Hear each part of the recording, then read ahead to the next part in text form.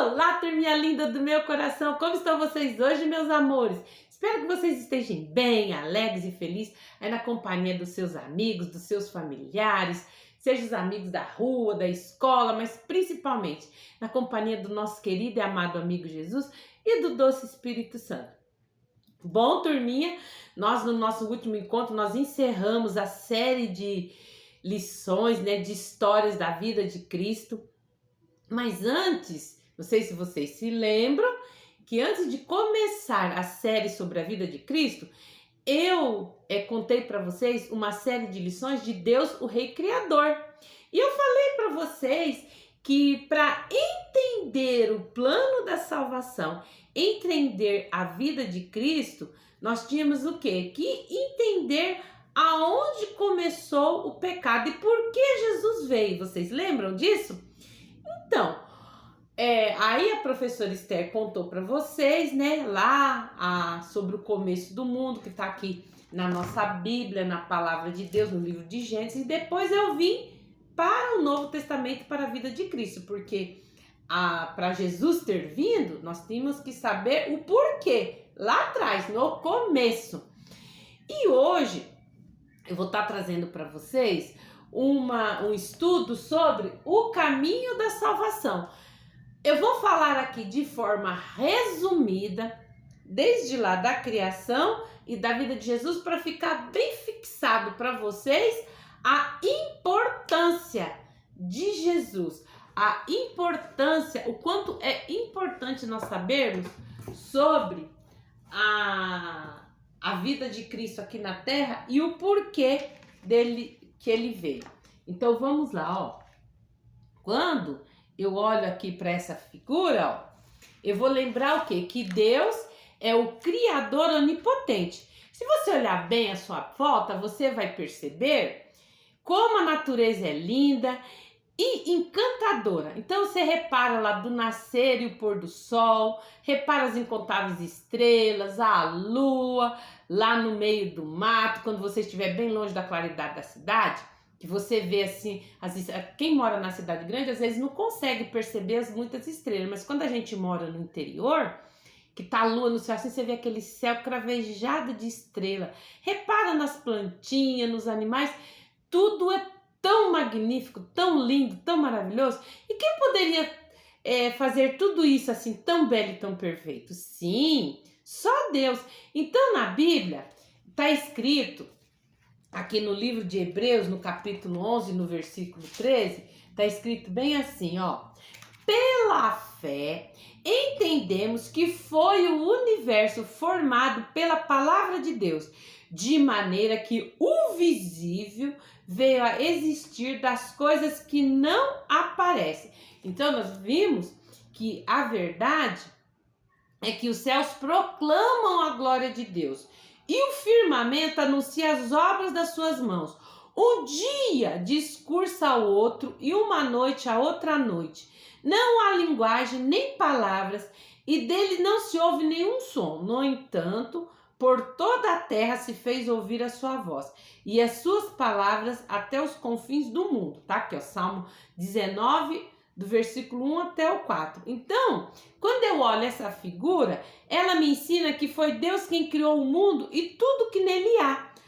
O primeiro versículo da Bíblia fala aqui, ó, Gênesis 1:1. No princípio criou Deus o céu e a terra. Então, como Deus é grande? Sim, ele é o Deus Todo-Poderoso.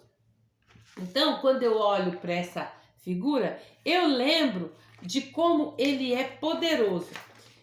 E quando eu vejo essa figura aqui, do que é que eu lembro? Que Deus criou o homem à sua imagem e semelhança e que Deus é amor. E você sabe o que ele fez de mais especial? Ele fez você, isso mesmo.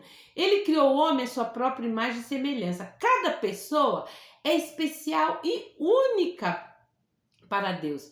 E pode até dizer, ó, Salmo 139:14 fala: graças te dou, visto que por um modo assombrosamente maravilhoso me formaste. As tuas obras são admiráveis e a minha alma o sabe muito bem. Então Deus criou o mundo com amor. Deus, ele é amor. Se tudo que ele fez é com amor, quanto mais vai fazer o homem, não é? Em Jeremias 31:3 ele fala: de longe se me deixou ver o Senhor dizendo, com amor eterno te amei. Sim, Deus ama você com amor eterno, sem fim, que dura para sempre.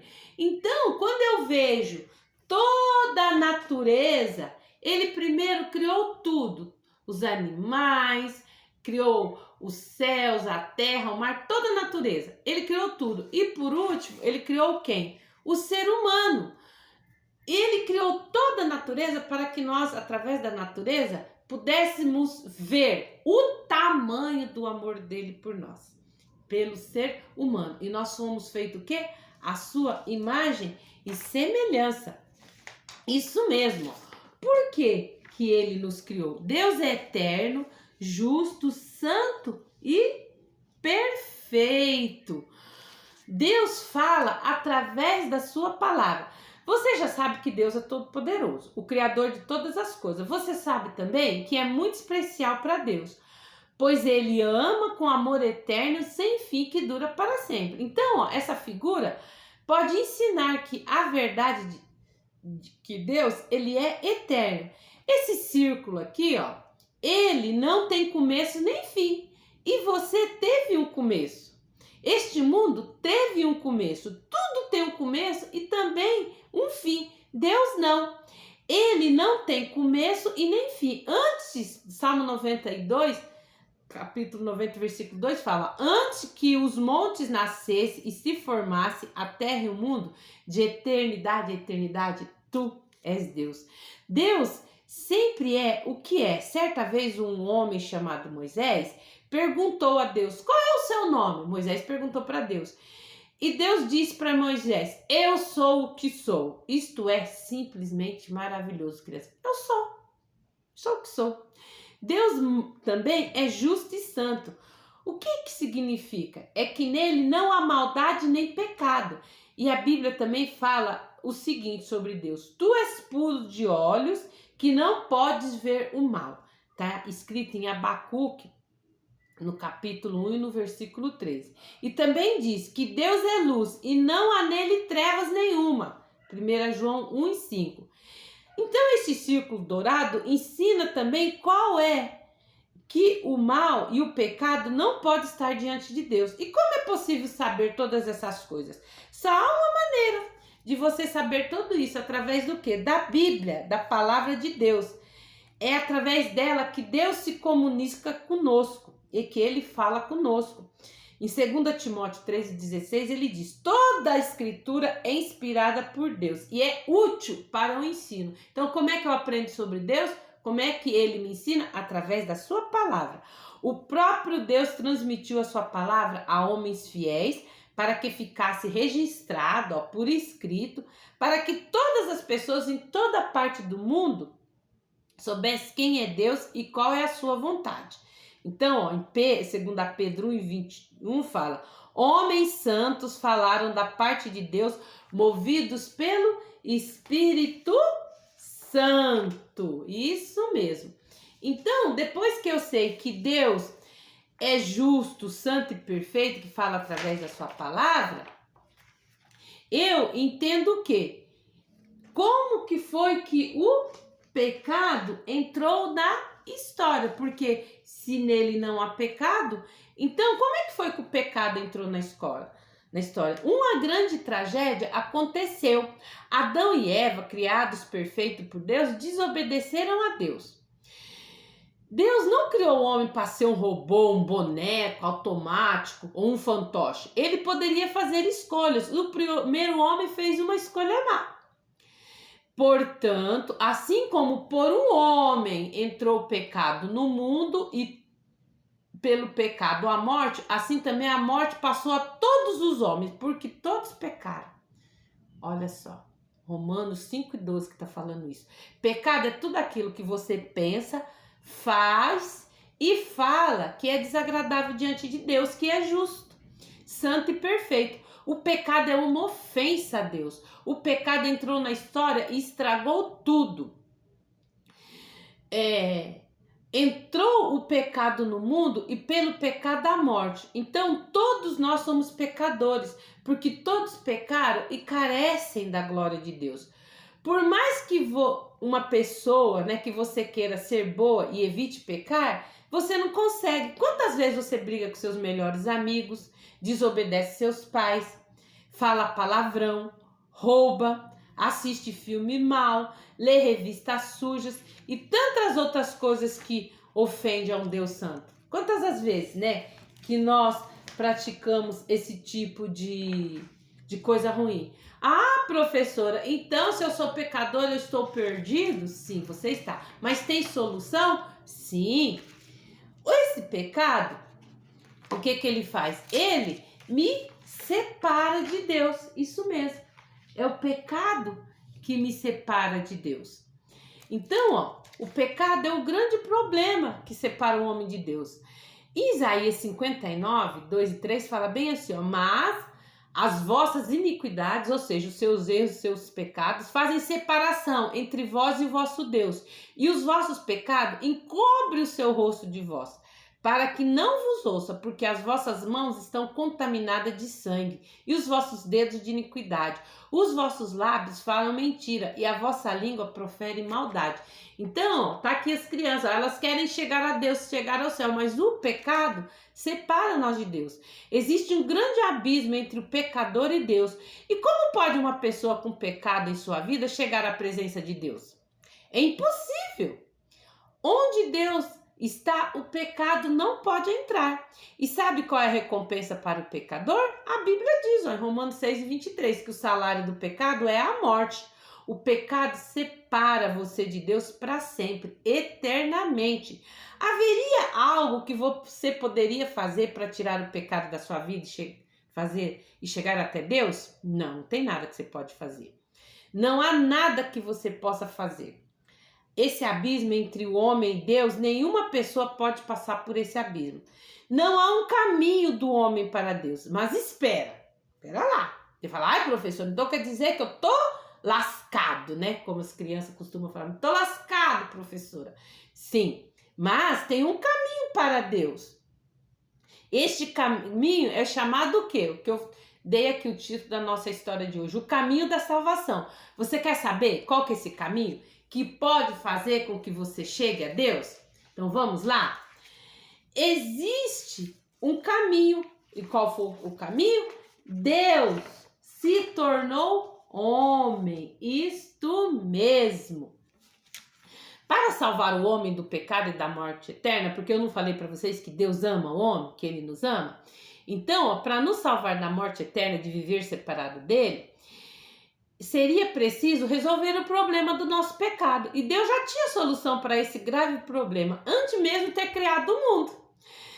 O Deus Criador, Todo-Poderoso, Justo, Santo, Perfeito e Amor, ele é um Deus triuno. Ele é o Pai, ele é o Filho e ele é o Espírito Santo. Então, o Pai fez o plano e o Filho realizou esse plano. E o Espírito Santo deu poder para que tudo acontecesse. Olha só, gente, que coisa maravilhosa.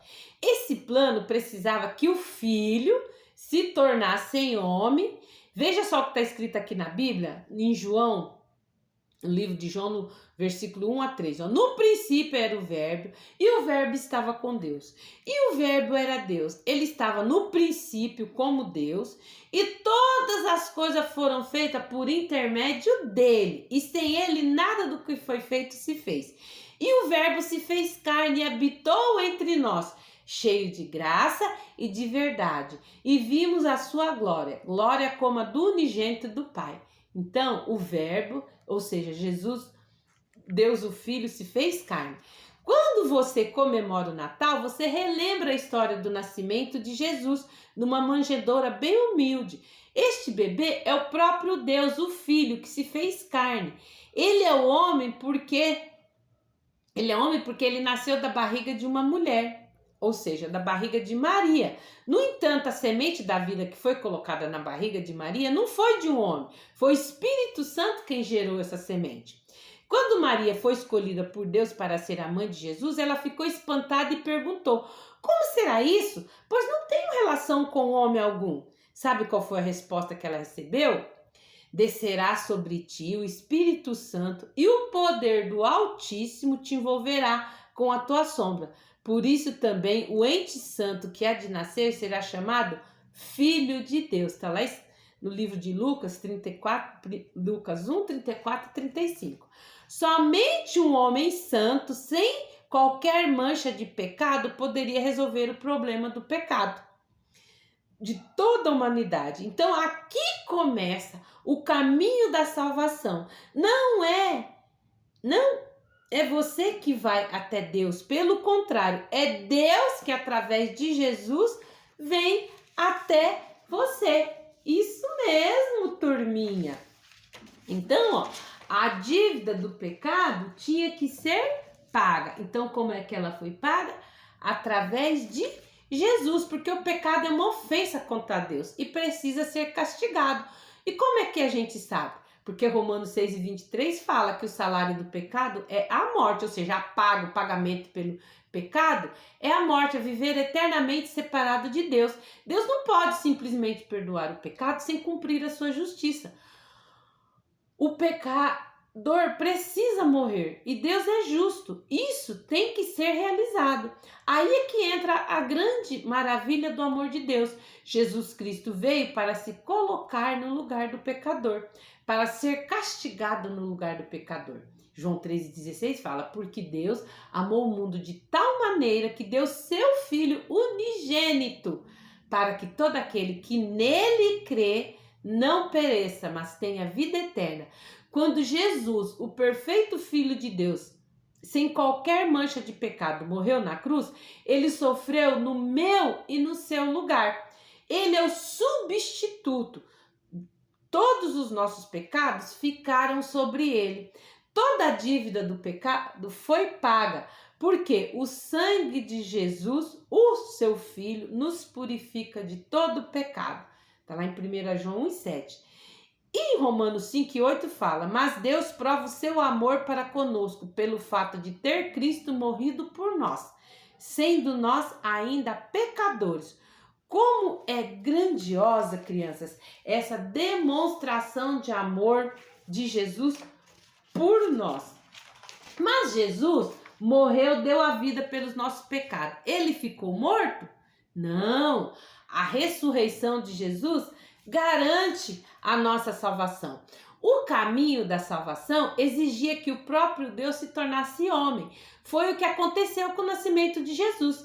Exigia também que fosse um homem sem pecado. Jesus cumpriu perfeitamente esse requisito. Exigia ainda que ele substituísse o pecador, sofrendo a morte. Então Jesus entregou-se na cruz de boa vontade, embora o seu sofrimento fosse cruel e doloroso.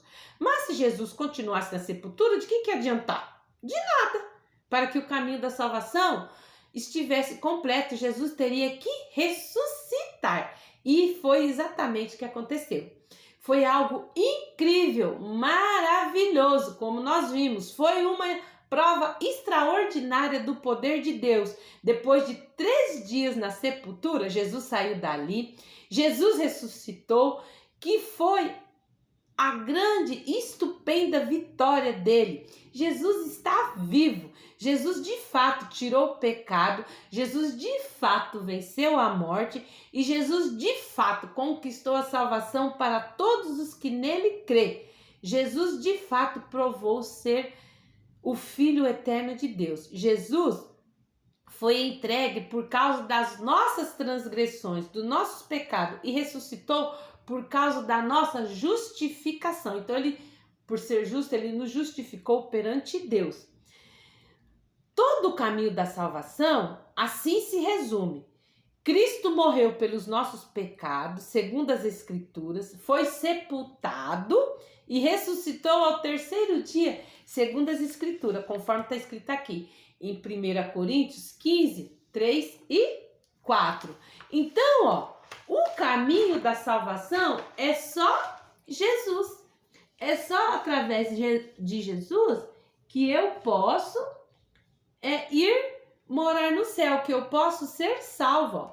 O caminho da salvação é Jesus e tudo que ele realizou. Ele mesmo disse: eu sou o caminho, a verdade e a vida. Ninguém vem ao Pai senão por mim. Tá aqui, ó, em João 14:6. Só através de Jesus pode alguém chegar até a presença de Deus. E não há salvação em nenhum outro, porque abaixo do céu não existe nenhum outro nome dado entre os homens, pelo que importa que sejamos salvos. Atos 4:12. Através de Jesus, acaba a separação entre você e Deus. Você pode escolher entre o caminho, que é Jesus Cristo. Deus está dizendo: com amor eterno te amei, com benignidade te atraí. Siga por esse caminho, o caminho da salvação. Você quer saber como? Então tá lá, ó. A única maneira de você chegar até Jesus, até Deus o Pai, é só através de Jesus. E como é que eu sei que Jesus é o caminho da salvação? Então, este caminho está à disposição de todos que nele creem. Então, quando Jesus veio a este mundo, nós lemos que o Verbo estava no mundo, o mundo foi feito por intermédio dele, mas o mundo não o conheceu. Veio para o que era seu e os seus não receberam. Mas a todos quanto o receberam, deu-lhes o direito de se tornarem filhos de Deus, a saber, os que creem no seu nome. Está escrito aqui, ó, em João 1, do versículo 10 até o 12. A única maneira de receber a Cristo é pela fé. Você tem que crer, você tem que ter fé e acreditar dentro do seu coração. Você precisa reconhecer que está separado de Deus por causa dos seus pecados. E que tristeza, né, crianças? Essa separação. Você precisa crer que Jesus ressuscitou e está vivo. Que poder extraordinário esse! Você precisa receber a Cristo, que é a esperança gloriosa. Faça isso agora mesmo. Com confiança, fala com ele agora mesmo, com as suas próprias palavras. Então, ó, eu vou fazer uma oração aqui, você ora aí junto comigo, ó. Ora bem assim, ó. Senhor Jesus, eu estou muito triste por ser pecador. Tenho praticado muitos pecados que são uma ofensa para o Senhor. Por favor, me perdoa. Vejo agora o seu grande amor por mim. Eu creio que o Senhor morreu na cruz para me perdoar e tirar os meus pecados. Eu acredito que o seu sangue me purifica de todo pecado. Eu creio que o Senhor está vivo. Vem agora viver no meu coração. Eu quero sentir e quero seguir-te por este caminho da salvação. Quero me tornar um filho de Deus e assim estar com o Senhor para sempre, eternamente. Muito obrigado, Jesus, por seu grande amor por mim. Amém. Então, depois que você fez essa oração, o que vai acontecer? Você vai estar seguro nas mãos de Deus. Isso mesmo. Agora que você já recebeu Jesus Cristo como seu Senhor e Salvador, todos os seus pecados foram totalmente cancelados. Jesus foi o seu substituto ao morrer pelos seus pecados. Ele mesmo disse, ó, eu sou o bom pastor. O bom pastor dá vida pelas suas ovelhas. As minhas ovelhas ouvem a minha voz, eu as conheço e elas me seguem. Eu lhes dou a vida eterna, jamais perecerão e ninguém as arrebatará da minha mão. O que aconteceu de fato é que Jesus tomou sobre si todos os seus pecados. Agora, pois, nenhuma condenação há para os que estão em Cristo Jesus. Isto é simplesmente maravilhoso. Não há nada agora que possa separar você do amor de Deus em Cristo Jesus. Veja só a promessa que ele faz aqui para nós em Hebreus 13:5. De maneira alguma te deixarei, nunca, jamais te abandonarei. Então, ó, você pode colocar o seu nome nesse versículo. Não deva de falar bem assim, de maneira alguma te deixarei, nunca, jamais te abandonarei, você pode falar: de maneira alguma deixarei, né? Ou seja, eu falava assim: de maneira alguma eu, a Esther, vou deixar Jesus. Nunca, jamais eu, Esther, vou abandonar Jesus, porque ele jamais, nunca, nunca me abandonará. Então, ó, agora que eu sei que eu estou seguro na mão de Deus, o que vai acontecer? Agora eu preciso crescer no conhecimento de Deus. Eu preciso saber o que Ele quer da minha vida. Como é que eu tenho que me comportar para que eu possa ir lá morar no céu com Ele? Agora que eu já entrei pelo caminho da salvação e recebi Jesus como meu Salvador, eu me tornei um filho de Deus, agora eu sou uma nova pessoa. E a Bíblia fala, ó, em 2 Coríntios 5,17, se alguém está em Cristo, é uma nova criatura. Então aquelas coisas velhas já passaram, isso que tudo se fez novo. Então aquelas coisas que eu praticava, o palavrão, o xingamento, o bater no coleguinha, responder à mãe, desobedecer à professora, tudo isso ficou para trás. Mas será que eu vou conseguir parar de fazer isso? Difícil, hein? Porque mesmo tendo aceitado Jesus, eu continuo sendo pecador. Eu tenho que todos os dias confessar os meus pecados, ó. Então, ó, há muito para se conhecer nesse novo caminho, nessa nova vida em Cristo. Agora é preciso crescer na graça e no conhecimento do nosso Senhor e Salvador Jesus Cristo, que é o que está aqui na sua palavra, em 2 Pedro 3,18. Como que isso é possível? Para crescer em Cristo, você precisa ouvir a voz de Deus. E Deus fala através da sua palavra, a Bíblia. Por isso é muito importante ler a Bíblia um pouquinho cada dia. Você sabia que a palavra de Deus é o verdadeiro alimento para a nossa alma? Sim, isso mesmo. É através dela que nós podemos conservar o nosso coração puro e ter orientação para a nossa vida em todas as áreas. O capítulo mais comprido da Bíblia é o Salmo 119. E esse capítulo fala da importância da palavra, da Bíblia. E eu desafio você a ler este capítulo.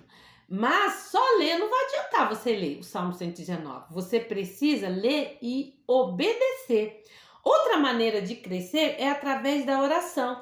Orar é falar com Deus. Você pode conversar com Deus sobre tudo que acontece com você cada dia, a toda hora, em qualquer lugar, até mesmo em pensamento. Fale aquilo que estiver no seu coração, porque Jesus, ele vai te ouvir. Porque ler a Bíblia é Deus falando com você. E você orando é você falando com Deus. Então, ó, aprenda a confessar os seus pecados a Deus. Para crescer nessa nova vida em Cristo, é preciso aprender também a confessar os seus pecados cometidos. Quando você não conhecia o caminho da salvação e não tinha Jesus como seu Salvador, você pecava e achava que tudo isso era normal. Agora não. Todos nós, infelizmente, continuamos a fazer o que não agrada a Deus. E como nós vamos sair dessa situação? É preciso confessar. Confessar é falar com Deus, é dizer exatamente o que você fez, é dizer o nome do pecado, é contar tudo para Deus sem esconder nada, pois Ele é o Pai Celestial e a palavra dele nos ensina, ó, em 1 João 1,9, se confessarmos os nossos pecados, Ele é fiel e justo para nos perdoar o pecado e nos purificar de toda injustiça. Então, todo dia de noite, antes de eu dormir, que eu vou orar, eu agradeço a Deus pelo dia e falo: ó, Jesus, hoje eu dei um chute na canela do meu amigo, eu cuspi na comida do meu cachorro, eu falei palavrão, eu respondi a minha mãe, mas Jesus, olha, eu tô arrependido. O Senhor perdoa-me de tudo isso que eu fiz? E Ele vai te perdoar. E é lógico que você vai pedir perdão para Deus, mas vai parar de fazer o que é errado, não é?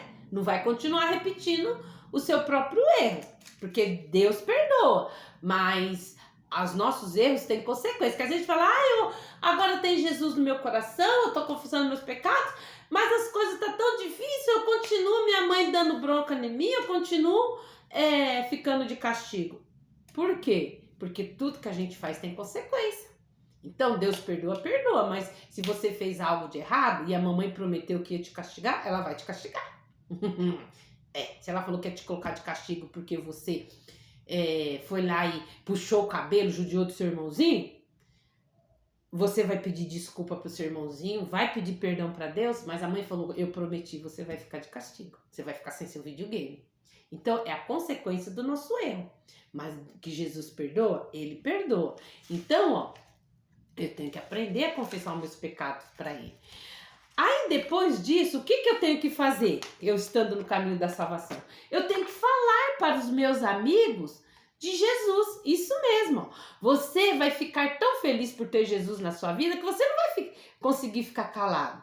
Você vai querer falar sobre essa novidade para todo mundo. Atos 4:20 fala bem assim, pois nós não podemos deixar de falar das coisas que vimos e ouvimos. Você contará para todo mundo sobre o caminho da salvação. Essa notícia é tão especial que não pode ficar só para você. Isso significa testemunhar. Testemunhar é contar quem Jesus é e o que ele fez por você. É mostrar que ele está pronto para salvar também a todos que creem nele. Você pode testemunhar não só com palavras, mas também com a sua vida. O seu jeito de ser, de falar e de agir é sempre observado por todo mundo. Então, quando você começa a mudar de atitude, de comportamento, aquelas coisas erradas que você fazia, você não faz mais, os seus amiguinhos vão perceber e vai querer saber por que você está tão diferente. Então, quando você pratica boas ações, todos veem o quanto você está diferente e essa diferença em sua vida, quem faz é Jesus. E eu tenho certeza que isso vai atrair muitas pessoas para o Senhor através da sua vida. Então fale de Jesus com coragem, sem se vergonhar. Jesus ensinou, todo aquele que me confessar diante dos homens, também eu o confessarei diante do meu Pai que está no céu. Mas aquele que me negar diante dos homens, também eu o negarei diante do meu Pai que está no céu. Está escrito em Mateus 10:32 e 33. Então, nós não podemos ter vergonha de falar do Evangelho de Jesus para os nossos amigos.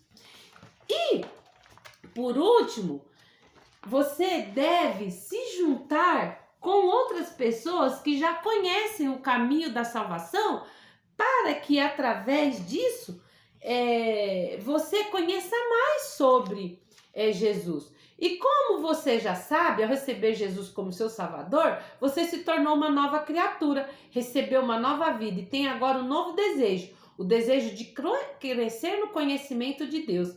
E é um fato novo, você agora tem uma nova família, é a família de Deus, composta por todos que encontraram o caminho da salvação, assim como você. E como estar bom, né? A gente estar junto de todos aqueles que amam o Senhor Jesus e louvem e adoram a Deus. Quando todos estão reunidos, podem aprender ainda mais sobre o Senhor Jesus e sobre a sua palavra.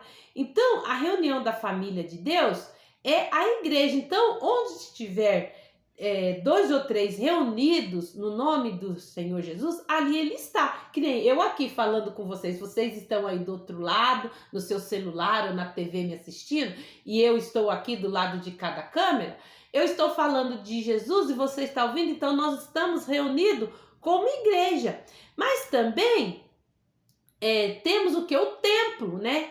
Que é onde essa igreja, corpo, né, que somos nós, as pessoas que já estamos no caminho da salvação, nos reunimos, nós vamos o quê? A gente se reúne para falar sobre Deus e sobre aprender mais sobre Ele. Então, ó, não se trata do prédio, né, aonde você vai, mas da reunião daqueles que se tornaram filhos de Deus por terem recebido a Jesus Cristo como seu Salvador e Senhor.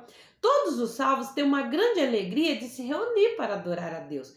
Então, aí onde você mora, no local onde você está, procura um lugar onde você possa estar reunido com outros para conhecer mais sobre o Senhor Jesus. Tenha alegria de participar de uma igreja que ensina verdadeiramente a palavra de Deus. Sejam suas também as palavras de Davi, que Davi fala bem assim, ó, alegrei-me quando me disseram, vamos à casa do Senhor. E se você deseja aprender mais sobre a palavra de Deus, então procure quem possa estar te ensinando, como eu aqui, ó, professora Esther, tá falando sobre a palavra de Deus para vocês aqui pela internet. Mas procure aí perto da sua casa um lugar aonde tenha mais criança, mais pessoas que falem sobre Deus para que você congregue junto, tá bom? Olha só o nosso versículo de hoje, ó. Dessa resumo sobre a vida de Cristo e o plano da salvação, o caminho da salvação. Quando eu estou caminhando no caminho da salvação, esse deve ser o meu versículo chave. Mas a todos quanto receberam, deu-lhes o poder de serem feitos filhos de Deus, a saber, os que creem no seu nome. João 1:12. Então agora você faz parte da família de Deus, isso fazendo parte da família de Deus, né? Você que está no caminho da salvação, você deve procurar um lugar para saber mais sobre ele. E quando você entra para a família de Deus, você está no caminho da salvação, esse cântico aqui, ó, é o resumo de tudo. É resumidamente quem você era e quem você é agora. A nova pessoa. É bem assim, ó. Meu coração era sujo, mas Cristo aqui já entrou. E o seu precioso sangue tão alvo assim o tornou. E diz em sua palavra que em ruas de ouro andarei. Oh, que dia feliz quando eu criei e a vida eterna ganhei. Bom, turminha, com essa reflexão aqui que eu fiz com vocês sobre o caminho da salvação, eu mostrei aqui para vocês de forma resumida, né, o porquê de Jesus ter vindo, que o plano da salvação já foi criado desde o começo, lá quando o pecado entrou no mundo. Bom, espero que vocês tenham gostado demais este ensino que eu dei aqui para vocês, tá bom? E eu espero vocês no nosso próximo encontro, tá bom? Entra no nosso canal Virtude Kids e Teens, inscreve, tá? Aperta lá o sininho na opção todos para que toda vez que o YouTube, que eu postar vídeo, o YouTube te notifique. Curte, comenta e compartilha. Você que agora está no caminho da salvação, você tem que compartilhar deste caminho, dessa palavra tão maravilhosa também, para os seus amigos. Um beijo e até o nosso próximo encontro. Tchau, tchau.